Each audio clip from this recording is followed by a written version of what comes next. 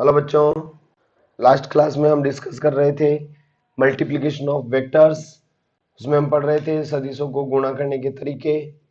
हमने दो प्रकार के इसमें पढ़े हैं सदिशों को गुणा करने के लिए। पहला हमने सदिशों को गुणा करने के लिए पढ़ा है अदिश गुणनफल यानी डॉट प्रोडक्ट। ऐसी कंडीशन जब दो सदिशों के मल्टीप्लिकेशन से आपको एक सदिश राशि प्राप्त होती हो तो वो डॉट प्रोडक्ट हो गया। और यदि दो सदिशों के मल्टीप्लिकेशन से आपको एक सदिश राशि प्राप्त होती हो तो उसको अपन कहते हैं क्रॉस प्रोडक्ट। क्लियर है? तो आज का अपना टॉपिक है क्रॉस प्रोडक्ट। क्रॉस प्रोडक्ट में ध्यान रखना दो बातें हैं। पहला, कल वाले मल्टीप्लिकेशन में अपने को A dot B, A vector dot B vector की वैल्यू निकालनी थी ए बी कॉस थीटा। लेकिन यहां अपने को ए वेक्टर क्रॉस बी वेक्टर मतलब दोनों की सदिश गुणनफल से उसकी वैल्यू भी निकालनी है। चूंकि वो जो वैल्यू आएगी वो सदिश आएगी इसलिए उसकी डायरेक्शन भी निकालनी है। तो यहाँ अपन को बेसिकली दो चीजें पढ़नी है। मल्टीप्लाई से वैल्यू क्या आएगी, मल्टीप्लाई से डायरेक्शन क्या बनेगी। ये बड़ा इंपॉर्टेंट पार्ट है सदिश गुणनफल में। तो सदिश गुणनफल को अपन सॉल्व करने की कोशिश करते हैं और उसके सारे कॉन्सेप्ट पढ़ते हैं सदिश गुणनफल के। और देखते हैं कि उसमें क्या क्या कॉन्सेप्ट होते हैं। बाद में पूरा सदिश जब अपना कंप्लीट हो जाएगा, मैं कल की क्लास में भी बता रहा हूँ, बताया मैंने और अभी भी मैं बता रहा हूँ, जब मैं सदिश के पोर्शन को कंप्लीट कर लूंगा तो एक क्लास में आपको सदिश का असाइनमेंट के तौर पर अपन कुछ क्वेश्चन करेंगे। अच्छे लेवल के क्वेश्चन करेंगे, सदिशों को समझने के लिए बहुत इंपॉर्टेंट है वो क्वेश्चंस। कुछ हमने किए भी हैं टॉपिक्स के साथ साथ, कुछ आगे हम करेंगे। तो चलिए आज अब अपने टॉपिक पे चलते हैं। क्रॉस मल्टीप्लिकेशन यानी सदिश गुणनफल।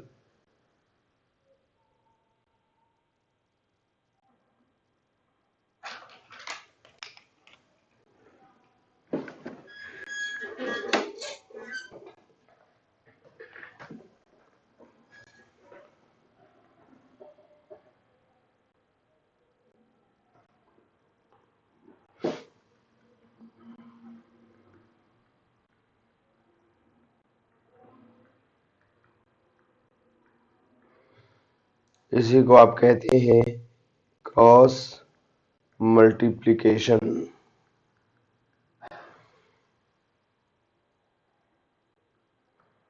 ये अपना आज का टॉपिक हो गया। चलिए देखो बच्चों,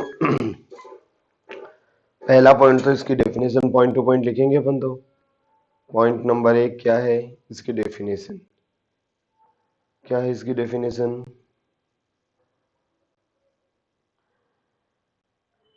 यदि दो सदिशों के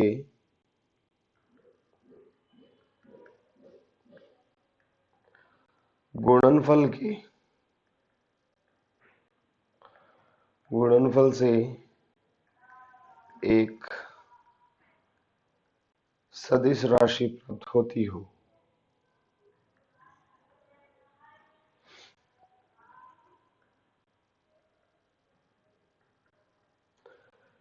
सदिश राशि प्राप्त होती हो तो ऐसे गुणनफल को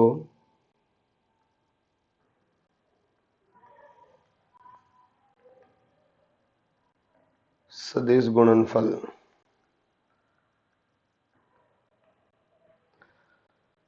सदिश गुणनफल इसी को कहते हैं वेक्टर या क्रॉस मल्टीप्लिकेशन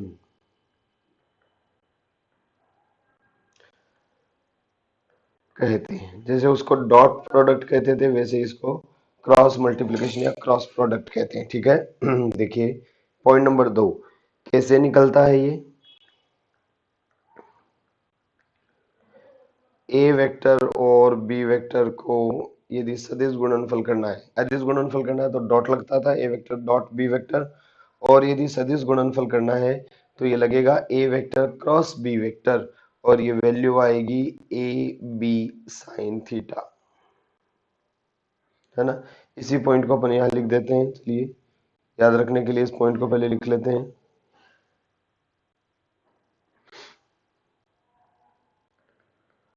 दो सदिशों के परिमाण तथा उनके मध्य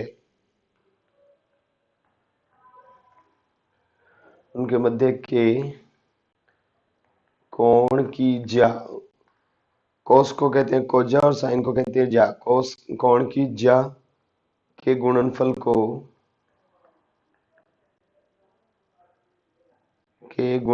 को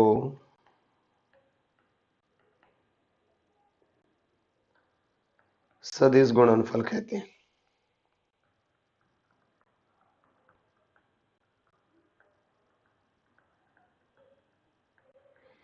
ये कहानी बेसिक वैसे चलेगी, सारा पॉइंट जो कल अपन ने जितने पॉइंट लिखे थे उतने ही कॉन्सेप्ट अपन आज भी लिखेंगे। पॉइंट नंबर 3 में आ जाते हैं हम, कैसे इसको रिप्रेजेंट करते हैं। तो रिप्रेजेंट करने का तरीका अभी देखा था, ए वेक्टर क्रॉस बी वेक्टर से, और वैल्यू इसकी निकलेगी ए का मान, बी का मान और साइन थीटा। लेकिन साथ में मैं आपको बता दूं कि ये जो राशि आपको प्राप्त हो रही है ये सदिश है, इसके मान से काम नहीं चलेगा, इसकी दिशा भी निकालनी पड़ेगी। तो इसकी दिशा होती है एन कैप। क्लियर है? अभी एन कैप क्या है अगले पॉइंट में इसको सीख लेते हैं। वैल्यू तो समझ गए ना भाई, वहां वैल्यू निकलती थी किससे, ए बी कॉस थीटा से, और यहाँ वैल्यू निकलेगी ए बी साइन थीटा से। यहां तक कोई दिक्कत नहीं है, वहां डायरेक्शन की जरूरत थी नहीं, लेकिन यहाँ डायरेक्शन निकालने की जरूरत है। तो डायरेक्शन दिखाने के लिए मैंने एन कैप लगाया है। अभी एन कैप क्या है वो देखिए।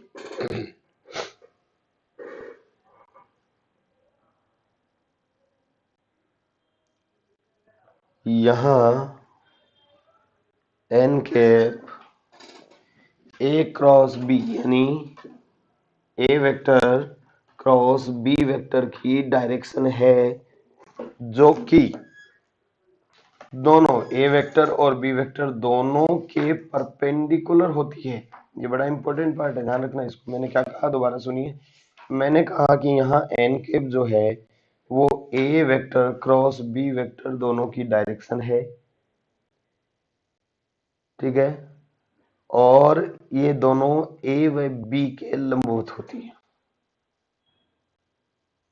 देखो यहाँ एन कैप ए वेक्टर व बी वेक्टर के क्रॉस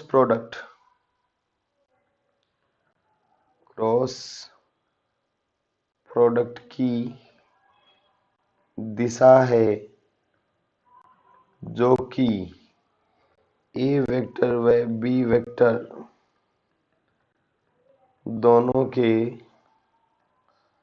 लंबवत होती है। आगे बताऊंगा कैसे ज्ञात की जाती है। इसको ज्ञात करने का तरीका है राइट हैंड थंब रूल। दाएं हाथ का नियम लिख देते हैं सीधे सीधे, या फिर दाएं हाथ के अंगूठे का नियम लिख देते हैं।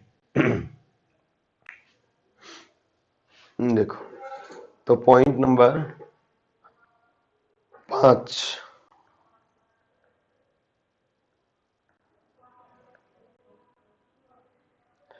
डायरेक्शन निकालना सिखाऊंगा कि एन कैप की डायरेक्शन कैसे निकाली जाती है। तब तक आप ये याद रखो कि ये इसकी डायरेक्शन है। आगे की कहानी आगे पढ़ेंगे, कोई दिक्कत नहीं है। क्लियर है? चलो, अब यहां तक अपन पहुंच गए। अब अपन बात करते हैं नेक्स्ट पॉइंट पर, दो समान सदिशों के यानी समांतर सदिशों के गुणनफल की बात करते हैं, यानी एक ही दिशा में जो हो। यदि दो सदिश समान दिशा में हो,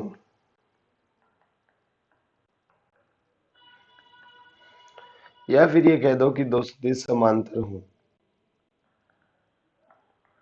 तो ए वेक्टर क्रॉस बी वेक्टर को निकालना है। और अपने को ये दिया हुआ है कि A vector dot sorry cross B vector जो यानी ए और बी जो दोनों हैं समान दिशा में।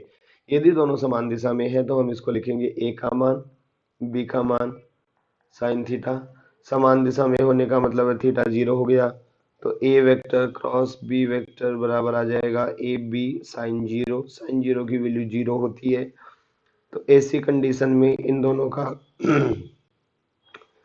क्रॉस प्रोडक्ट आपको 0 मिलेगा। सॉरी, समान दिशा में यदि कोई सदिश होंगे तो उनका क्रॉस प्रोडक्ट 0 आएगा, दैट्स ऑल। ठीक है, चलो इसी पॉइंट को अपन आगे लेके बढ़ते हैं, पॉइंट नंबर 6 में लेके जाते हैं। यदि इसी आधार पे मैं बात करूं आई क्रॉस आई जे क्रॉस जे और के क्रॉस के की, तो ये जीरो आना है भाई। समान है मतलब समान दिशा में है। कहानी तो यही हुई। ठीक है, इसी तरह से सॉल्व कर सकते हैं। आई और आई के बीच का कोण कितना बनेगा? जीरो। तो जीरो बनेगा तो हम कह देंगे कि ये जो है वो, यहाँ से इसको अपन ऊपर वाले तरीके से निकाले तो ये जीरो आ जाएगा, साइन जीरो की वैल्यू, है ना। तो बच्चों वहां क्या था, आई डॉट आई की वैल्यू एक आ रही थी और यहाँ आई क्रॉस आई की वैल्यू जीरो आ रही।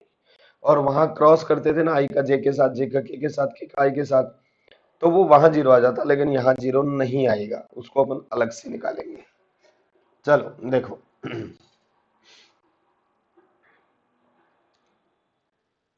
पॉइंट नंबर 7 में चलते हैं अपन।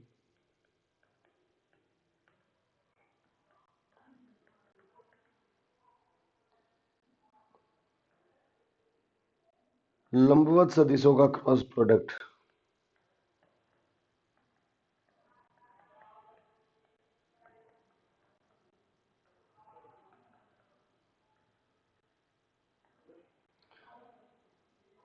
लंबवत सदिशों का क्रॉस प्रोडक्ट अपन करें तो इसके लिए देखो आपको एक चीज याद रखनी है, ठीक है। हालांकि उनको कैसे सोल्व किया जाएगा मैं ये भी बताऊंगा, लेकिन आपको पहले एक चीज याद रखनी पड़ेगी, वो ध्यान से समझिए क्या है। आप एक सर्कल बना लो, आई जे और के का। यदि आपको आई क्रॉस जे निकालना हो तो ये के आएगा। यदि आपको जे क्रॉस के निकालना हो तो ये आई आएगा। और यदि आपको के क्रॉस आई निकालना हो तो ये आएगा जे। दो का क्रॉस तीसरे के बराबर, और आई से चलना है, आई जे का के, जे के आई, के आई का जे। समझ मेरी बात? अच्छा, उल्टा करे तो क्या आएगा? तो उल्टा करने वाला पोर्शन मैं यहाँ पे लिख देता हूँ। यदि मैं आई क्रॉस जे करूं की जगह जे क्रॉस आई कर दूं तो क्या आएगा? यदि मैं के क्रॉस जे कर दूं तो क्या आएगा? यदि मैं आई क्रॉस के कर दूं तो क्या आएगा? इनकी वैल्यू को मैं आगे बताऊंगा। फिलहाल आप इसको पेंडिंग छोड़ दो। तो ये आप एक बार याद रखिए, ये कैसे आया ये मैं इनमें से एक सॉल्व करके बताऊंगा लास्ट में, जब मैं डायरेक्शन को समझा दूंगा तब बताऊंगा। लेकिन ये आया कैसे, फिलहाल आप इसको याद रखिए। आई जे के का इस तरह से क्रॉस बना लीजिए, इन दोनों का मल्टीप्लाई इसके बराबर, इन दोनों का मल्टीप्लाई इसके बराबर, इन दोनों का मल्टीप्लाई इसके बराबर। समझ में आई कहानी? तो इस तरह से अपन इनको याद रखेंगे। और इनके उल्टा यदि कर दें तो वहां तो क्रम विनिमयता के नियम का पालन होता था और यहाँ क्रम विनिमयता के नियम का पालन नहीं होता, इसलिए मैंने इनको पेंडिंग छोड़ा। देखेंगे क्या हो रहा है। क्रॉस प्रोडक्ट क्रम विनिमयता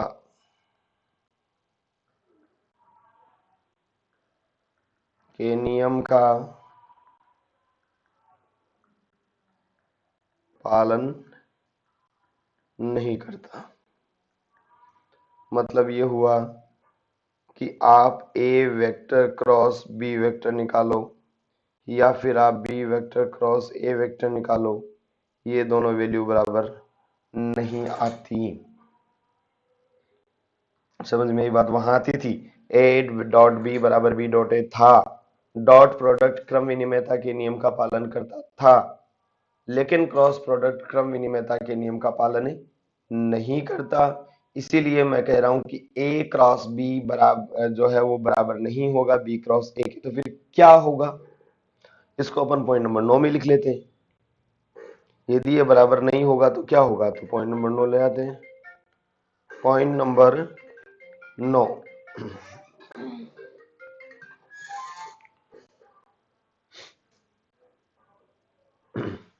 तो पॉइंट नंबर 9 है अपने पास A vector cross B vector होगा minus of B vector cross A vector. Clear है बच्चों?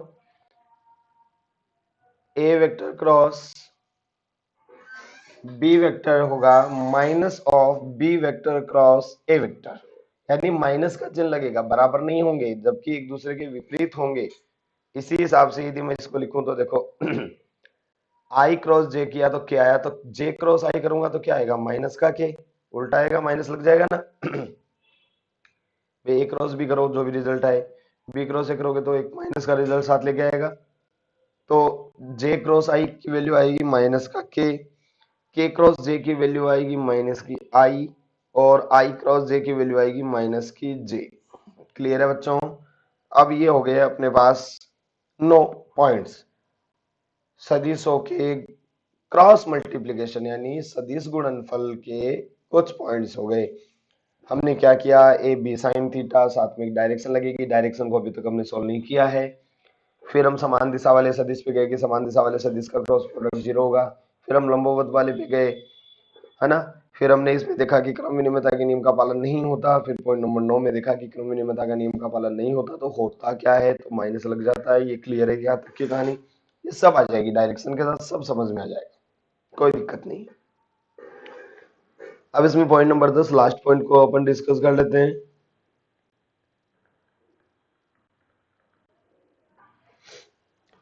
लास्ट पॉइंट है अपने पास कि यदि कोऑर्डिनेट फॉर्मेट में आपको सदिश दे दिया जाए, ए वेक्टर बराबर आपको दे दिया जाए x1 i cap plus y1 j cap plus z1 k cap, और बी वेक्टर आपको दे दिया जाए x2 i cap plus y2 j cap plus z2 k cap. यदि ऐसा दे दिया जाए तो डॉट वाले में भी अपन ने पॉइंट पढ़ा है। डॉट वाले में क्या था कि सेम सेम वाले को गुणा कर दो, खत्म हो जाती बात। लेकिन यहाँ ऐसा नहीं है, सेम सेम वाला तो 0 होगा, बाकी दोनों से मल्टीप्लाई होगा। तो इसको सोल्व करने के लिए आप डिटर्मिनेंट बना लो, ए क्रॉस बी। सबसे पहले लिखो आई जे और के, सारणिक बना लो, ये सारणिक बना ली। फिर जो पहले लिखा हुआ है ए क्रॉस बी है तो ए का डाटा पहले लिखेंगे, बी क्रॉस ए है तो बी का डाटा पहले लिखेंगे। ए क्रॉस बी है तो ए का डाटा i1 के साथ x1 है, ये y1 है और ये z1 है। और फिर बी का डाटा लिखो, ये x2 है, ये y2 है, ये z2 है। हालांकि मैंने आपको डिटर्मिनेंट सॉल्व करने का तरीका बताया हुआ है बच्चों कि डिटर्मिनेंट सॉल्व कैसे होती है, लेकिन फिर भी आप भूल गए हो तो मैं दोबारा समझा देता हूँ। सबसे पहले i को लिख लेते हैं, i जिस लाइन में है उस लाइन को छोड़ देते हैं, जिस रो में है उस रो को छोड़ देते हैं। कौन सी, ये छोड़ दी, ये छोड़ दी। अब इसको इससे मल्टीप्लाई कर दो, माइनस इसको इससे मल्टीप्लाई कर दो, ऐसा होता है ना। तो ये वैल्यू हमने लिखी, तो ये आएगा देखो y1 z2 minus z1 y2, फिर माइनस के साथ j का लिखो, जे वाली लाइन छोड़ दो, ये लाइन छोड़ दी, ये रो छोड़ दी, ये इससे मल्टीप्लाई होगा, ये इससे मल्टीप्लाई होगा, है ना। तो ये इससे मल्टीप्लाई होकर क्या बनेगा, देखो इससे मल्टीप्लाई होकर ये बनेगा x1 z2 minus z1 x2, फिर लास्ट में प्लस का के, इसकी लाइन छोड़ दो, इसकी कॉलम छोड़ दो, और ये इससे मल्टीप्लाई होगा, माइनस ये इससे मल्टीप्लाई होगा, तो क्या वैल्यू आएगी, ये वैल्यू आएगी x1 y2 minus y1 x2। इस तरीके से ये सोल्व होना। हालांकि इसको मैंने सोल्व करने का तरीका आपको बेसिक मैथमेटिक्स के लास्ट क्लास में बताया हुआ है। आपने वो वीडियो नहीं देखा है तो वो यूट्यूब चैनल पर वो वीडियो रखा हुआ है, अब उसको सर्च कीजिए। मैथमेटिकल एरर के लास्ट मैथमेटिकल टूल के लास्ट पार्ट में आपको ये मिलेगा, सारणिक सॉल्व करने का तरीका। तो ये पॉइंट हो गए। अब पॉइंट नंबर 11 में हम पढ़ते हैं राइट हैंड थंब रूल।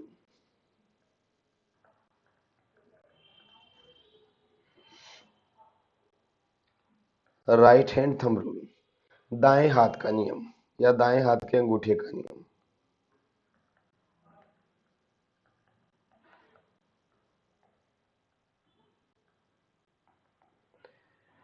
देखो ए क्रॉस बी निकालना हो तो अपने दाएं हाथ को पूरा खोलकर दाएं हाथ को पहले वाले सदिश यानी ए क्रॉस बी में जो पहला सदिश है उस पर रखिए, और उंगलियां दूसरे वाले सदिश की तरफ घुमाने पर अंगूठा जिस दिशा में होता है वो इन दोनों के क्रॉस प्रोडक्ट की दिशा को व्यक्त करता है। क्या है देखो ध्यान से, मतलब समझिए। दाएं हाथ को पहले सदिश पर रखकर, पहला सदिश मतलब जो मल्टीप्लाई हो रहा है, ए क्रॉस बी है तो ए पे और बी क्रॉस ए है तो बी पे, पहले सदिश पर रखकर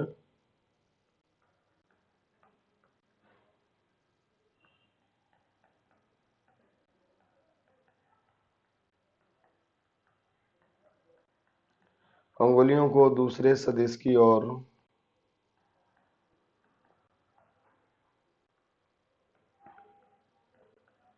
घुमाने पर,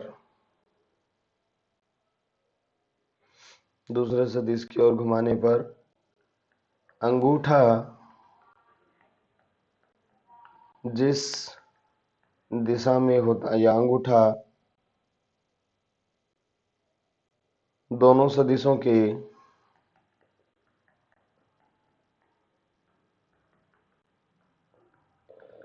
क्रॉस प्रोडक्ट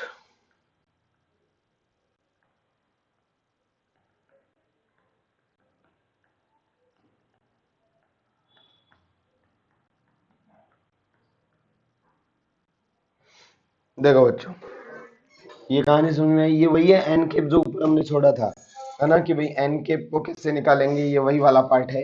एन कैप का मतलब होता है ए क्रॉस बी की डायरेक्शन, और ए क्रॉस बी की डायरेक्शन निकल कैसे रही है? ए क्रॉस बी की डायरेक्शन निकल रही है इस दाएं हाथ के नियम से। तो दाएं हाथ के नियम से अपन बात करें तो ये अपने पास निकल गई। चलिए देखते हैं इसको अपन समझते हैं। तो अपन चलते हैं वीडियो मोड में और समझते हैं इसको कैसे सोल्व किया जाएगा। तो देखिए बच्चों, मान लो ये मैं दो पेन ले रहा हूँ, ये आपका पहला सदिश है, ये जो इसकी निब वाली डायरेक्शन है, इस डायरेक्शन में इसको मानिए कि ये सदिश है, ये इसका ये इसके मतलब एरो हेड है और ये इसका टेल है, मतलब ये इस डायरेक्शन में जा रहा है, ठीक है, इसको आप इसकी डायरेक्शन मानेंगे। ये दूसरा सदिश है ना, और ये इसे है, तो दोनों के बीच में कौन हो गया ना, देखो ये देखो, मैंने इसको ऐसे पकड़ा है, ये ऐसे है, दोनों के बीच में मैंने इसको ऐसे पकड़ा है, ध्यान से समझना। मान लीजिए इसमें से ये जो मैंने पिंक वाला पेन ले रखा है पिंक कलर में, ये तो है अपना ए, है ना, क्लियर है, ये तो अपना है ए, और ये जो नीला वाला ले रखा है ये अपना है बी। तो ये ए है और ये बी है, और ये मैंने इसे रख लिया, ध्यान से समझते जाना, ठीक है, ये मैंने इसे रख लिया, कोई दिक्कत? ये ए है और ये बी है, और ये ऐसे मैंने रख ली,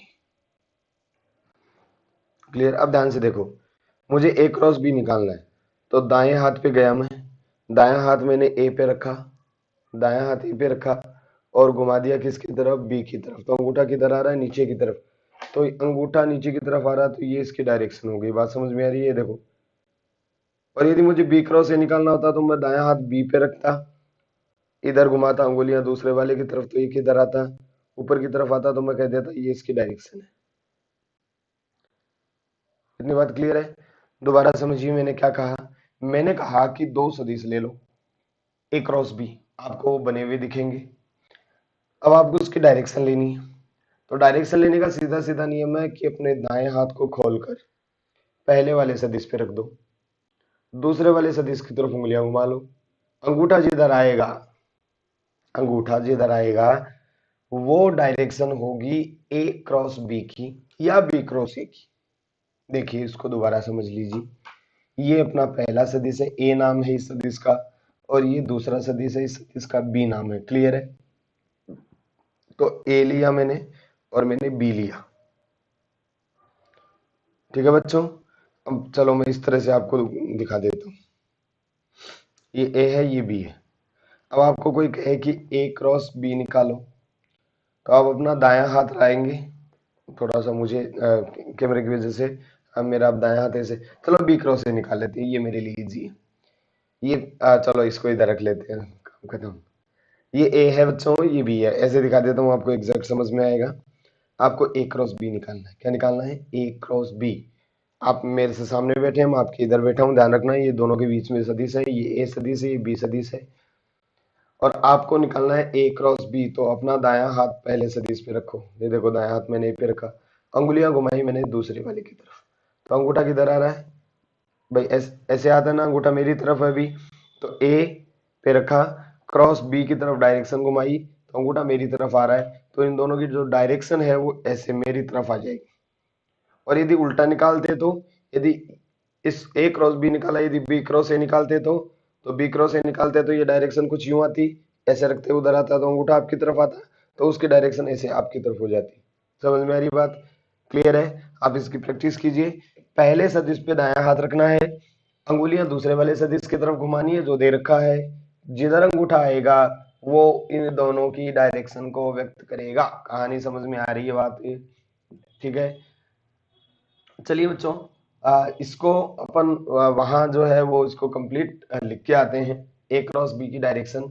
तो ये दोबारा देख लो, यदि ये दोनों ऐसे तल में होते, ऐसे होते, ए क्रॉस बी निकालना होता, तो ये ए पे हाथ रखा देखो और बी की तरफ घुमाया, बी मेरी तरफ है ना, ये पेन आपकी तरफ है, ये बी मेरी तरफ है, तो मैंने इस ए पे हाथ रखा और मेरे वाले तरफ बी की तरफ घुमाया, तो अंगूठा किधर आ रहा है? ऊपर की तरफ, तो ये इसकी डायरेक्शन हो गई। अच्छा, पेज में इसको कैसे दिखाते हैं? पेज में इसको डॉटेड ऊपर की तरफ दिखा देते हैं, है ना। और यदि बी क्रॉस ए निकालते हैं तो पहले बी वाले पे हाथ रखा, देखो बी वाले पे मैंने अपना हाथ रखा और किधर घुमाया?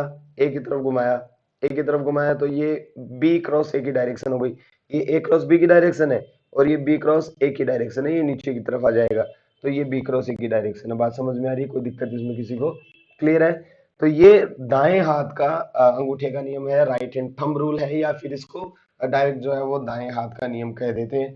सदिशों की दिशाओं, क्रॉस प्रोडक्ट की दिशा को ज्ञात करने के लिए ये नियम काम में लिया जाता है। यानी एन कैप जो हमने वहां लिखा था ना, A B sine theta n cap, वो एन कैप जो है वो यही है। अच्छा, अब एक चीज और देखो, वहां मैंने लिखा है कि एन कैप ए वेक्टर और बी वेक्टर दोनों के लंबवत है।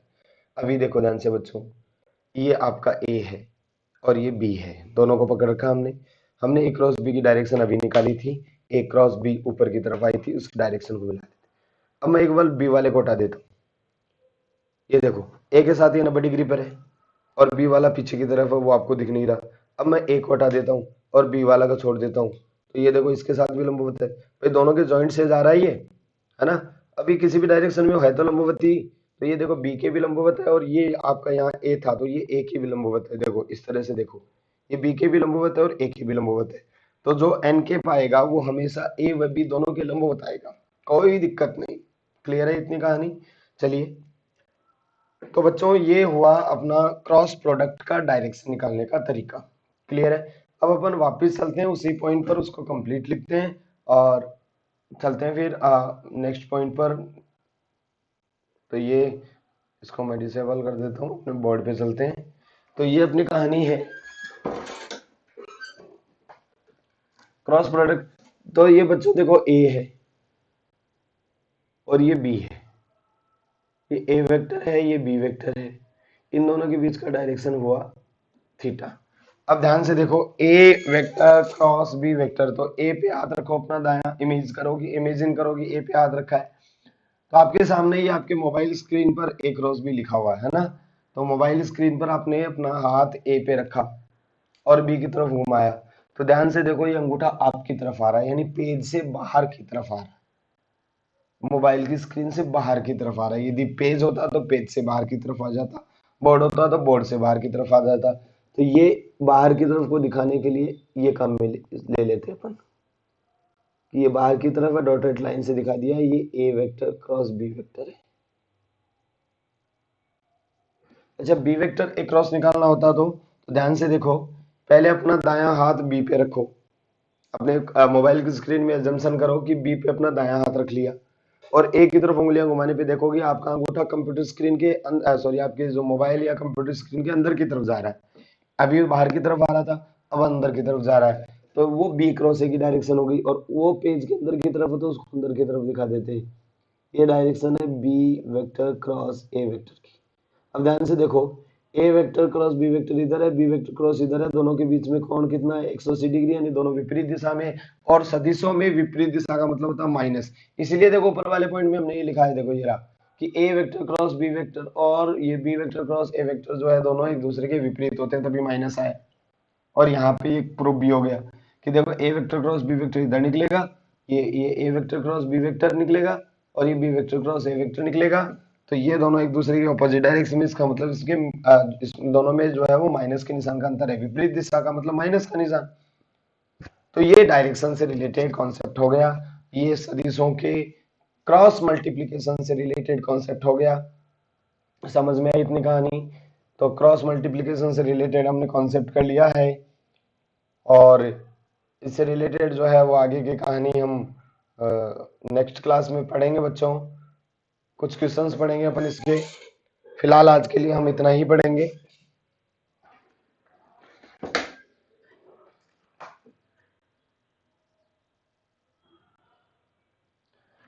ध्यान से इस टॉपिक को रिवाइज कीजिए, विशेषकर डायरेक्शन में, क्योंकि वैल्यू वगैरह की कोई लंबी चौड़ी कहानी नहीं है। वहां ए बी कॉस थीटा था, यहाँ ए बी साइन थीटा आ गया, वहां आई डॉट आई जीरो था यहाँ।